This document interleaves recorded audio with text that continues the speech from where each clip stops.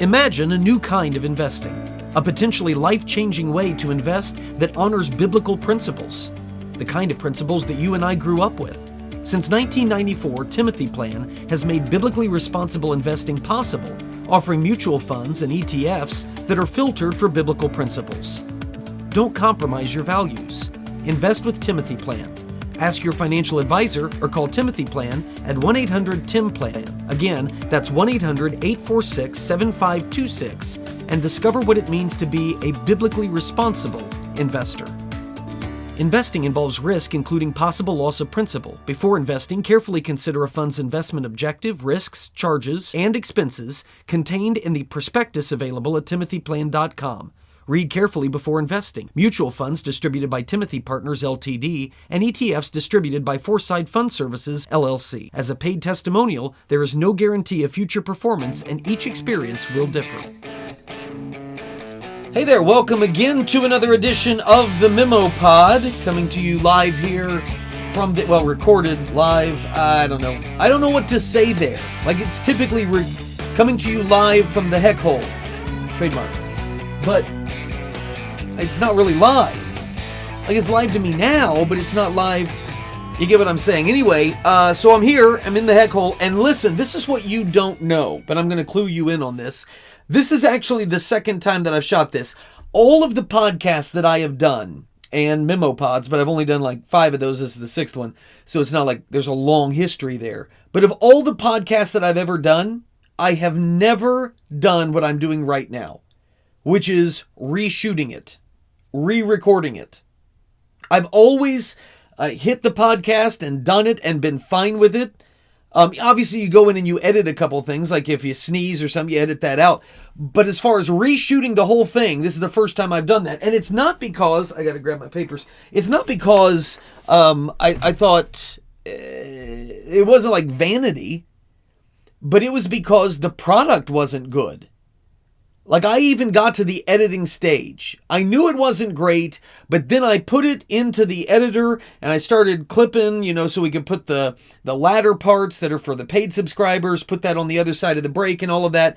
And I saw enough of it. I was like, no, I knew I was tired. Okay. I haven't gotten a lot of great sleep in recent days. Been teaching summer school, so getting up early to do that. And then the evenings, just things fill up and pretty soon it's 1, 2 o'clock in the morning, and then I'm getting up a little bit before 7. So I haven't had a lot of sleep. And I remember back during the days when I was on the radio, when I had a radio show. Did you see something? I thought I saw something float down there. Anyway, maybe I'm tired again. But I remember the days that I was on the radio, when I did that radio show, and there would be days that I was very tired. And the worst part of the day for me, and some of you maybe can identify with this, the worst part of the day for me is always the mid to late afternoon time. Like the 3 o'clock to 4:30 in that range. Maybe that's a little late. Maybe it's more like 2:45 to 4 o'clock, somewhere in there. That is the roughest part of the day for me to stay awake. Now, not when I'm teaching, because I got class and I'm doing stuff. But like if I'm driving, it's the worst time of day for me to drive. I struggle during that time. And so I think it was about that time when I sat down to record this, and I was tired. My mind was tired. It wasn't clicking on all cylinders. And I thought as I was recording it that I was making sense. But I heard a couple parts. It didn't make a lot of sense. It's like my mind fell asleep for a couple seconds and then I snapped back to reality. And my blinks got so long. Here's what I'm going to do. I am, just for your viewing entertainment, I'm going to now roll a clip from the podcast that will never be seen or heard. Okay? Those of you that are listening to this podcast, you're not going to be able to see it. But you just have to take my word for it. This is what happened in that podcast. All right? So take a look at this. This is Rachel Maddow, back when she had her show. She is interviewing the Senate Democrat leader who's been there for a long time, Chuck Schumer. Do you see now why I'm re-recording? I mean, that's the longest blink in history. And the thing is, I didn't even realize I was doing it. I didn't realize that they were going on that long, but it was frightening to me. was glad I wasn't behind the wheel. But being in front of a camera isn't a lot better than that. But so anyway, all of that, even though I had a better outfit on than I do today, all of that, trashed. It's gone. Never going to be seen, never going to be heard. And we're hitting it again today. Let me thank all of you for being with us here on the MemoPod, especially our paid subscribers who we will stick around after the break. I got a couple stories coming up for you. You will not believe what just happened in the White House briefing room because I didn't believe it. I didn't think my eyes would ever see this. And it happened. It happened. And it was glorious. For 4 minutes, it was glorious. That'll be coming up after the break, as well as I'm not a conspiracy guy. I'm just not. I always think that the most logical explanation, the simplest explanation, that's the answer. Until I have reason to believe otherwise, like good reason, then the most obvious answer is the answer. That's the way I'm always going to side. And so I don't buy into conspiracy theories. Well, there is something out there that there are plenty of people that will argue is a conspiracy theory, and they're arguing against reason. It is not a conspiracy theory. And as a proud anti-conspiracy theorist activist, not really an activist, voice that I am, you're not going to get me the whole 9/11 stuff. You're not going to get me the JFK stuff. You're not going to get me on the moon stuff and all of this. No, stop. Don't embarrass yourself and don't expect me to play the game with you. But the Roswell, no. But there are people who say that this certain thing is a conspiracy theory and it's not. I'm going to get into it. That's in the latter half. Okay, so for free subscribers, would love for you to give us a shot. Just, $8 a month, just give it a shot and see if you're not blessed. And if you're not back, you're out. That's it. It's that easy. Just cancel the subscription. Now, if you pay for a year, you're in it for a year. But you can do the monthly. I think it's cheaper and better to do the year, obviously. But it's because I want you to stick around and not just try one and be like, hey, I didn't like it. But anyway, I would love to have you give us a shot and see if this isn't edifying to if you're a Christian, your Christian walk. I really want it to be. But anyway, all of that comes up for paid subscribers. What I want to start with here on the podcast for all of us is this. I understand to a greater degree than I used to understand. I mentioned when I was on the radio, I'm definitely better about this now. Still not perfect, but I'm better about this.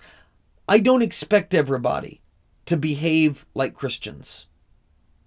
And my primary focus is encouraging and attempting to admonish and build up Christians so that we do act in a way that is different than the rest of the world. Like I'm doing a sermon series right now called Standing Out. And the whole premise is, really for quite a while I've been preaching the overarching theme that we Christians are different. And we're going to look different in the world. We're going to act different in the world. That's reality. At least it should be reality. So I am aware that it is a big problem when Christians get offended and start expecting non-Christians to act like Christians. Look, if you don't have any grounding for your moral compass, or you ground it in your own personal opinions, your own heart, your own mind, which is going to be shaped and altered by circumstances around you and the spirit of the age, which is ever shifting and it's ever changing, then you don't really have a grounding. And so it's not even logical for me to believe that you are going to come to the same conclusions. If you're planted in different soil, okay, if our root system is different, then it's going to kind of be a fluke if by the time we get up to the branches of our trees, we're in agreement. Okay? Maybe our branches will cross and we'll agree on something, but I've come to understand that when you build a worldview apart from the existence of God and the reliability and authority of Scripture, you're not going to end up in the same place as me on a lot of things. That's just reality. So I am less offended than ever by the world acting in worldly ways. I'm not. Now, I have grown in this understanding. this understanding, because even though I used to say that, I still would expect the government. I think I just accidentally unplugged my computer. Yeah, there we go. We got it back now.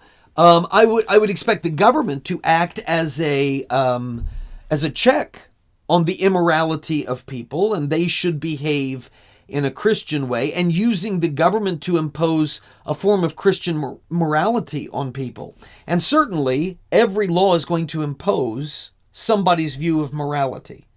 And so that we could do a whole different episode on legislating morality. You saw it that time, right? You saw that thing drift down. We could do a whole different episode in MemoPod, and we could probably do a whole month's worth on the idea of every law legislates somebody's morality and some moral code. And why is it inappropriate for it to be a Christian morality, but it's okay for it to be a Marxist morality, or whatever else you want to fill in the blank with. But as a Christian, I understand that forcing people into compliance with Christian morality is not making them Christian. In fact, a lot of times, it's going to make them resent Christianity more. Because what they believe about it is just this system of rules that everybody has to follow. That's all it is, a list of don'ts.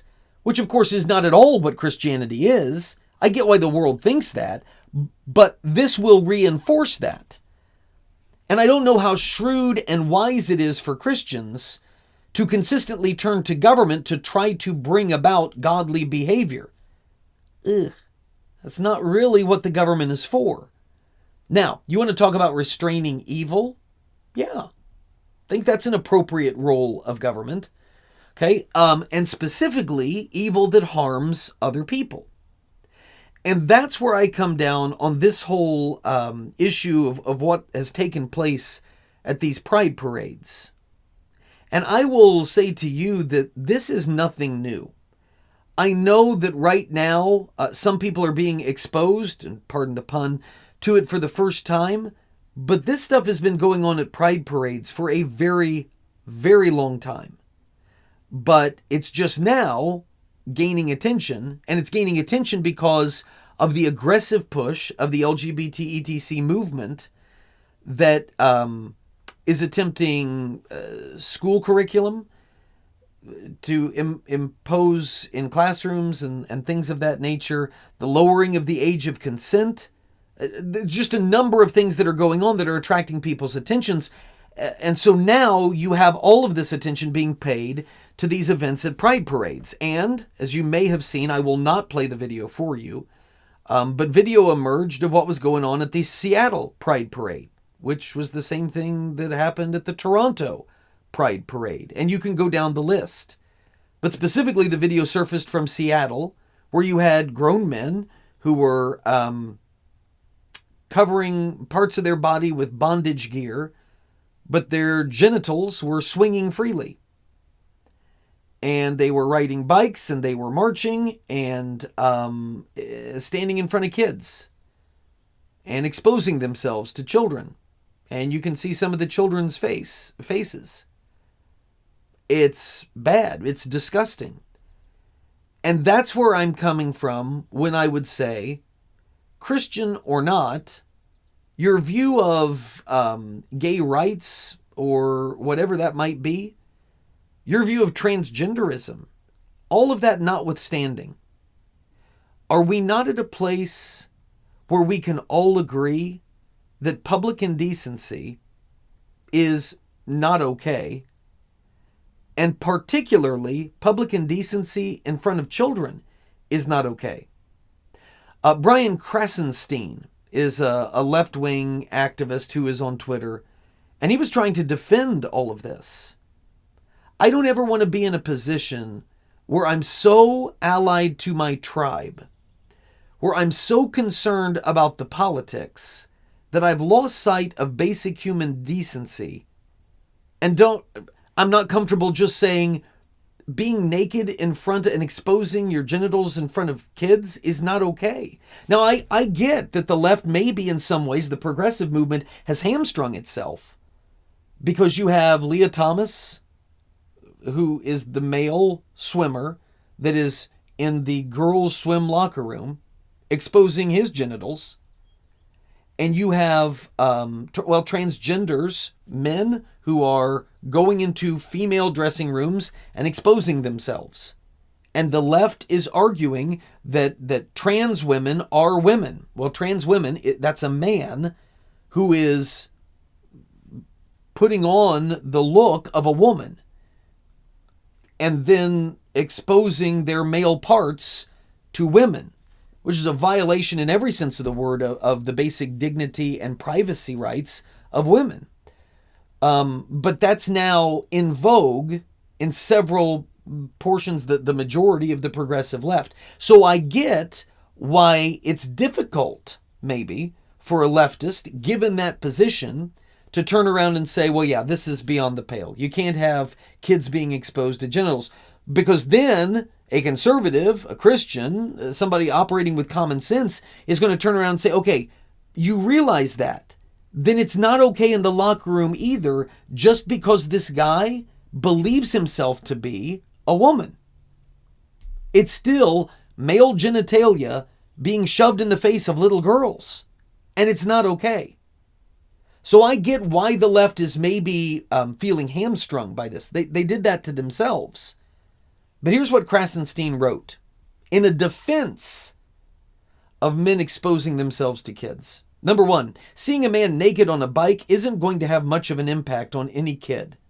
They have likely seen, their father, or I think he means brother, naked before.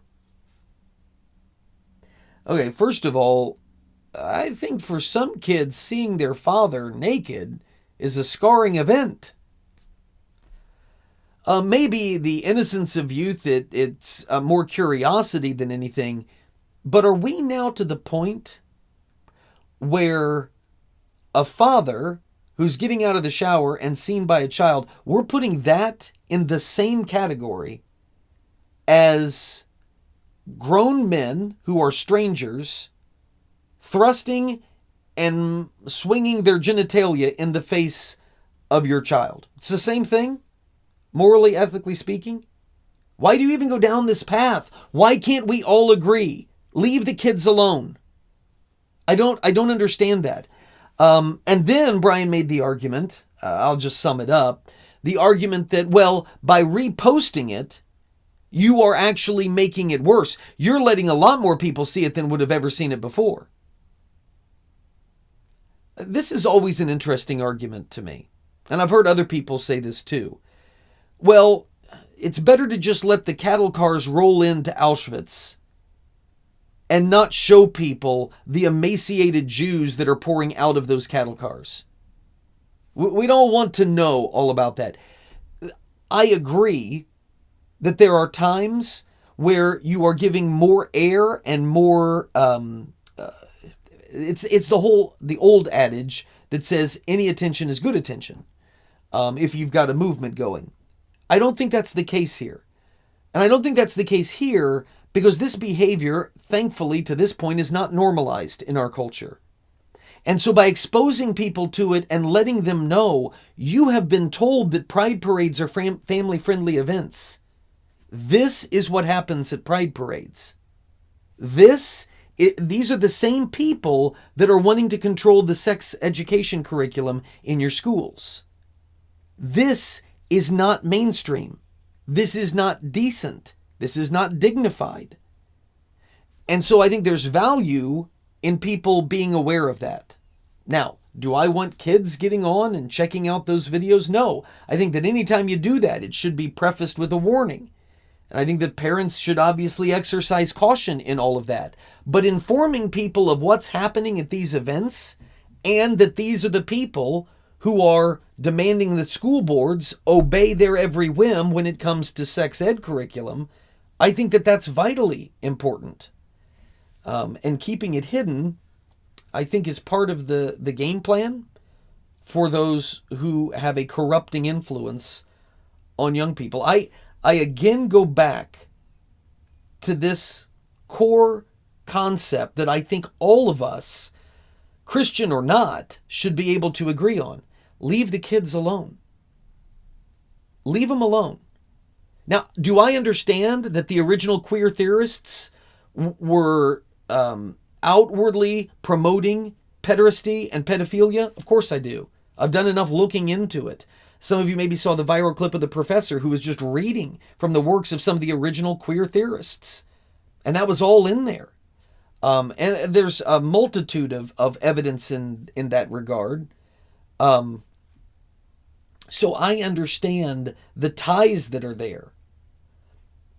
I'm not even looking for us to drive that point home at this point in time.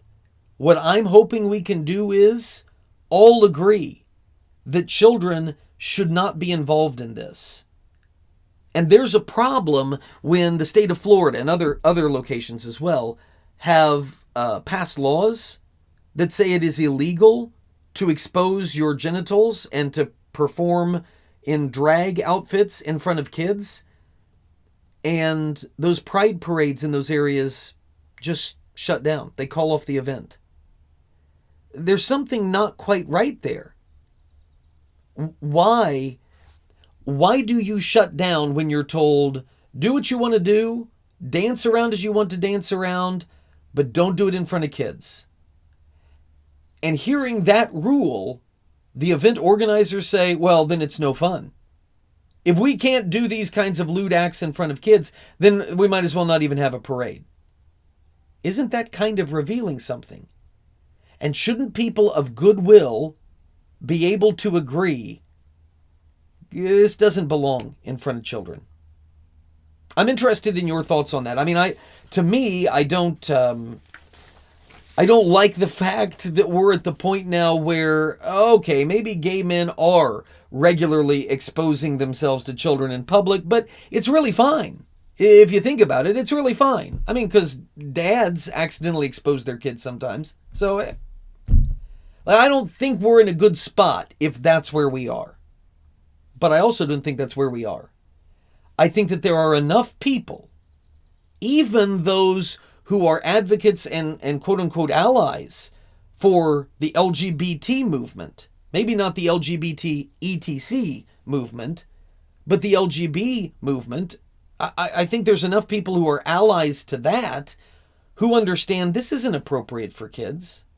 We don't want to have anything to do with that. I don't want to be on the side that's saying, what's a few naked people to kids anyway, you know?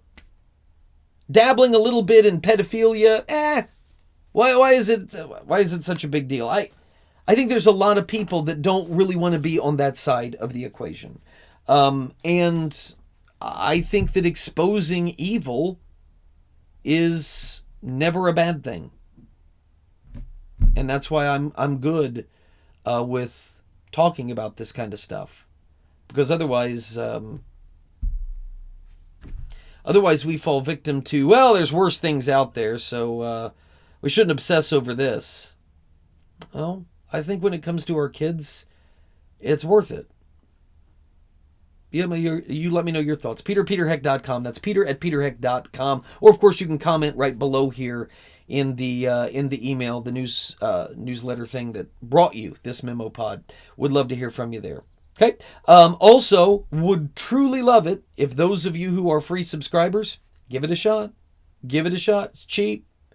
Well, as cheap as it can be. I mean, I'm trying to build a ministry, you know. So if you want to join us and just give it a shot, and if you're not edified, if you don't grow, if there's no value in it, then of course, stop your subscription. Obviously. But if this is something that helps you as a Christian know how you should respond to the dying culture around us, which is what all of this is about, and what we'll do in the second half, what it's all about, what my mission is, then join us. Help us build this community and spread the word. But that's for you to decide. Right now, it's for me to get to this break. Those of you who are paid subscribers, I've got This Is Not a Conspiracy Theory. That's coming up. And What Happened in the White House Briefing Room that was amazing. That comes up for paid subscribers after the break. The rest of you, I'll see you next week. The Memo with Peter Heck.